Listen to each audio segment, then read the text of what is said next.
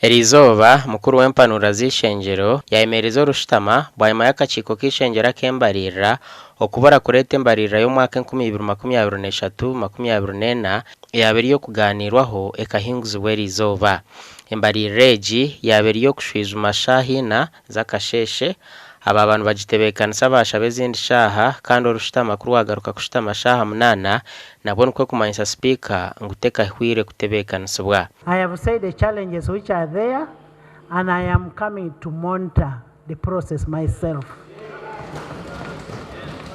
I am adjourning this house to 8 a.m. tomorrow. Abanyishengero aba barinzire embarira egi kugiganiraho hine bagamba hacyabaho. Ekimwahura ngo ba masenare imabonyankara batakumanya ba masenare ekinkwenda kubagambira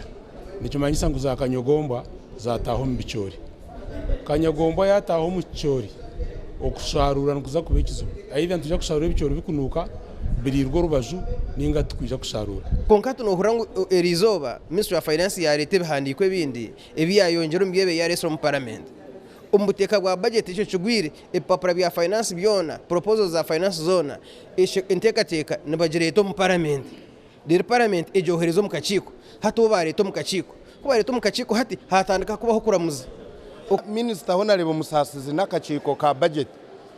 tibakwatagine ningira ngo kwari kuba yaza kuradya hweki bamugira ngo aradya hweki so bulizo niturinda ngo government tuhe ekintu ekikwire budget yehwire abariyo twahinguza enyuma twareba mu budget mu policy statements na ministerial statements tukatwine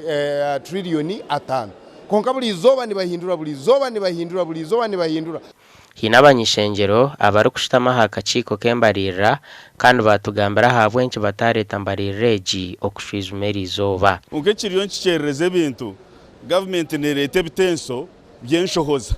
kandi obwentasya etahindukireho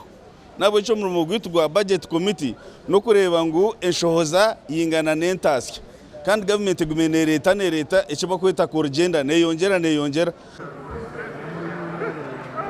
ishengero nirija kugaruka kushitama izuba rya nyincakare shayibiriza kasheshe okushwiza embarira egi eyo mwaka 2023-2024 kandi nerenga trillion 5 gasha kwa Jime Muhumza omuri Kampala.